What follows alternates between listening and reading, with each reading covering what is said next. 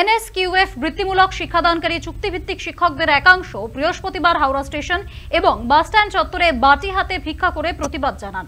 তাদের দাবি, কেন্দ্র সরকারের সমগ্র শিক্ষা অভিযানের অন্তর্ভুক্ত এই সকল শিক্ষকদের রাজ্যের কারিগরি দপ্তরের মাধ্যমে নিয়োগ করা হয়, কিন্তু সেই নিয়োগটি চুক্তিভিত্তিক এবং এজেন্সির মাধ্যমে তাদের টাকা পেতে হয়।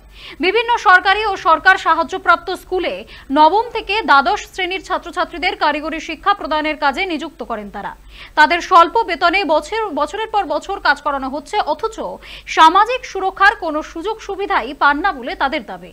শিক্ষকদের দাবি, সরকারি স্বীকৃতি দিয়ে স্থায়ীকরণ, মহিলা সহ সমস্ত শিক্ষাকর্মীদের নিরাপত্তা নিশ্চিত করতে হবে, বেতন কাঠামো পরিবর্ধন করতে হবে এবং ছাঁটাই হওয়া ল্যাব অ্যাসিস্ট্যান্টদেরকেও পুনর্বহাল করতে হবে। এছাড়াও অবিলম্বে তাদের বকেয়া বেতন মেটাতে হবে। এর আগে বহুবার তাদের দাবি নিয়ে সরকারের কাছে আবেদন জানালেও কোনো সুরাহা হয়নি বলে অভিযোগ তাদের। শিক্ষিত হয়ে এভাবেই যদি যন্ত্রণার সাথে তাদের চলতে হয়, তাহলে শিক্ষা না করাই ভালো, ভিক্ষা করা ভালো। তাই তারা এদিন বাটি হাতে ভিক্ষা করতে পথে নামেন বলে জানিয়েছেন তারা।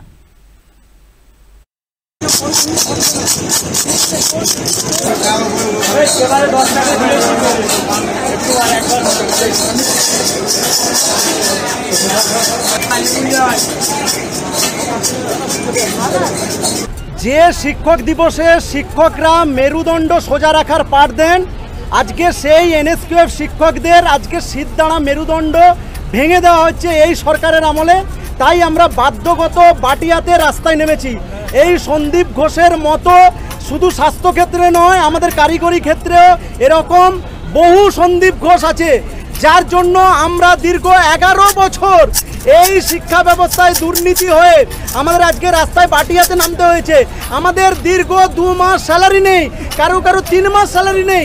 এনএসকিউএফ শিক্ষকদের দীর্ঘ 11 বছর ধরে চুক্তিভিত্তিক করে রাখা হয়েছে।